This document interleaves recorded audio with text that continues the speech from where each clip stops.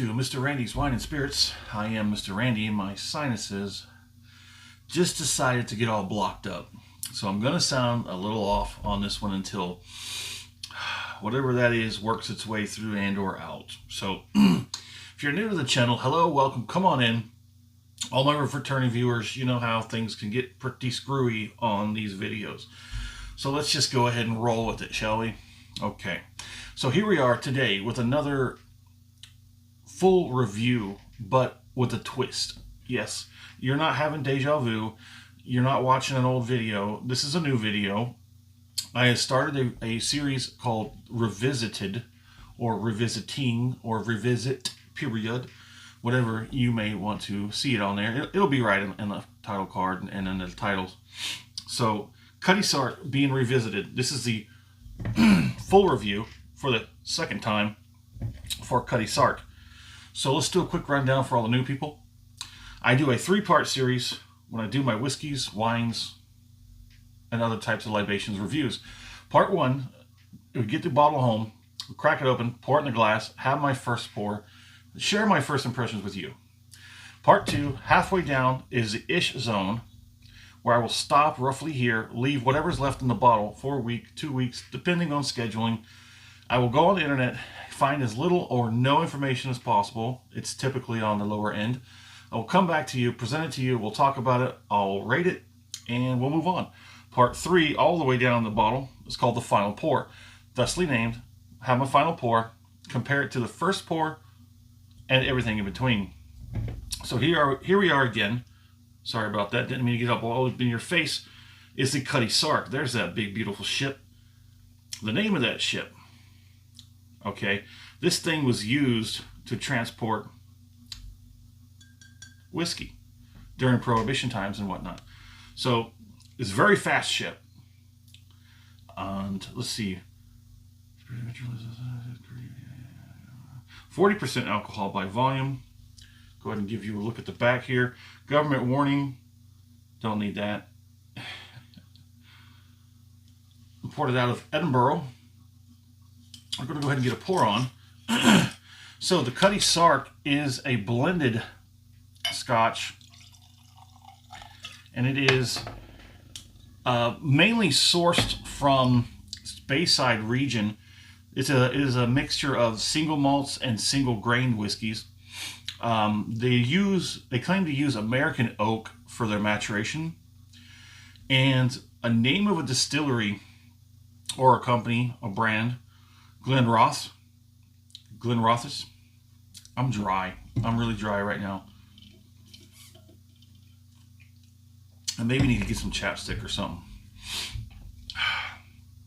But that is one of the names that they do have out there that they use in their blendings.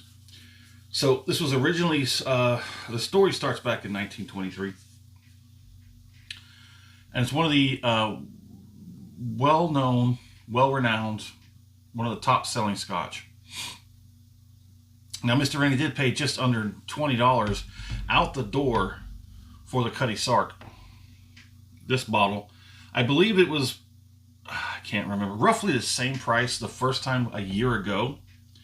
And it does come in at 40%, which is 80 proof. Unfortunately, I'm not going to be able to give you a good nosing. That's unfortunate. Oh, and it just before I set up, hit the record button. Before I could hit the record button, it just blocked up, like backed up on a freaking interstate. Turns into a parking lot. Oh, okay, so we're just going to have to go from memory, from everything up until this point. It does have a wonderful nose. It's light. It's light fruit with some honey, vanilla. Not a lot of oakiness. There's a little bit of spice too. Let's see if I can go to the other side. Pretty much nothing on that one. I can feel the ethanol. That's really tingling up in the sinuses. Hey, maybe that's working. Maybe that's breaking it up. It does seem to have like a deep, rich mellowness to it, but it also has a little bit of light, fruity, crisp honey. It's got a nice nose, very light. pretty much in no manner, shape, or form is it offensive. Let's go ahead and get that first palating done.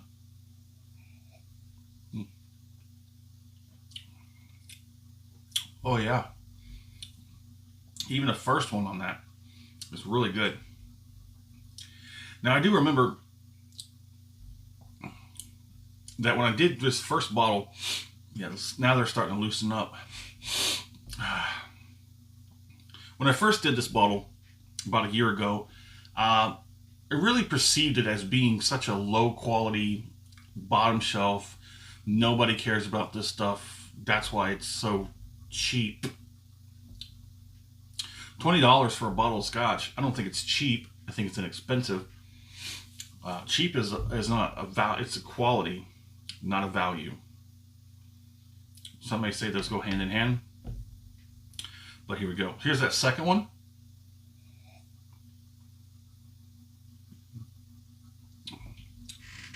Now let's get a look at it. Let's get a proper roll. You see that? It's pretty good viscosity. Transfers well in the mouth. The spice took a little bit of time to get there. I'd say the heat in the back is trying to work its way up to a 2. It's not too strong. It's very, I wouldn't say very light. I'd say, like I say, it's trying to push a 2. The tasting, we'll do one more. I got enough in there to do one more on the palate. Let me see if I can. No, not really. There is a tasting of honey, a little bit of spice and vanilla. It's got a very nice palate. I didn't care much for it, but since it was affordable, I guess you could say, I went ahead and picked it up. This was a very recognizable bottle. I've seen it just about everywhere I go, which is pretty much a running theme with this revisiting series that I did. These were a lot of bottom shelf bottles, roughly about $20 a piece. And they're just about everywhere. Now, this has been claimed that this bottle, Cutty Sark, they do have another variation. I do believe it's a 12-year. I think that's probably the only other one that they do, but I haven't seen. I've seen the 12-year. I haven't seen anything else. Let's see. I'm gonna go ahead and get this finished, and then we'll wrap it up.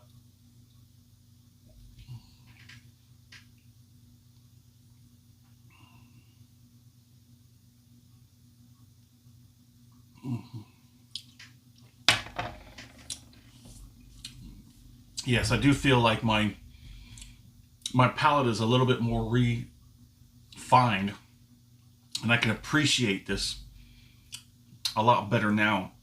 I remember not caring too much for it, and I think it was the a stigma of it being a cheap Scotch. This is not cheap. It's inexpensive, but it's not cheap. It's good quality. It's got a long heritage reaching way back to like the 1920s. I think it goes back before that.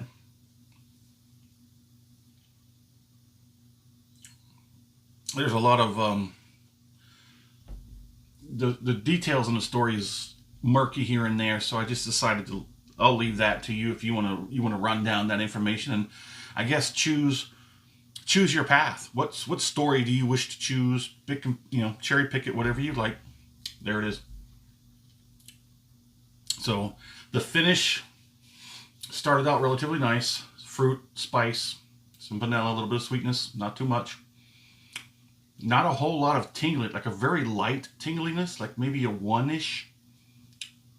No one particular area. I get a little bit on the cheeks, sort of across the top of the tongue.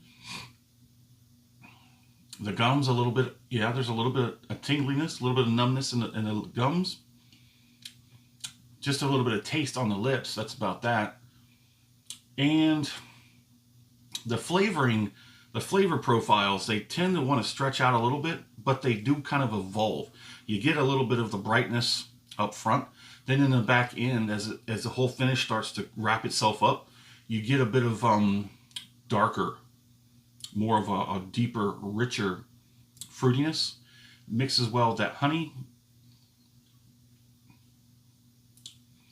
And then the heat is now subsiding relatively well. It's got a long finish, but it kind of evolves.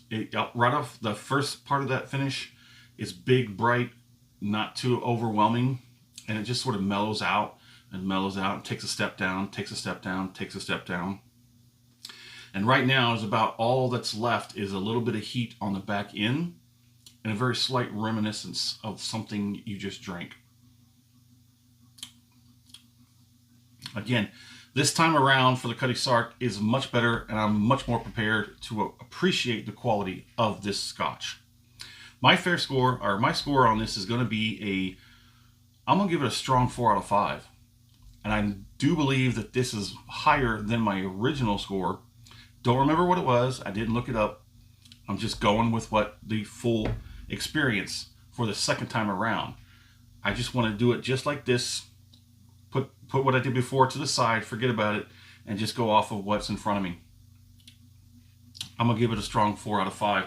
That's a very good quality blended Scotch. I forgot how many was blended in there, but we'll move on. So my fair price, I'm going to leave it alone. $20 for a good quality bottle of Scotch with some good heritage behind it.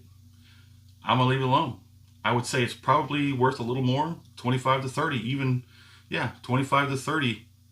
And some places I do see it that much. Some places you will actually see the 175 handle cost more than the 750 in other places. That's really kind of weird. I've seen the 175s at like $15, $16, while this one usually starts at about 20 to 25.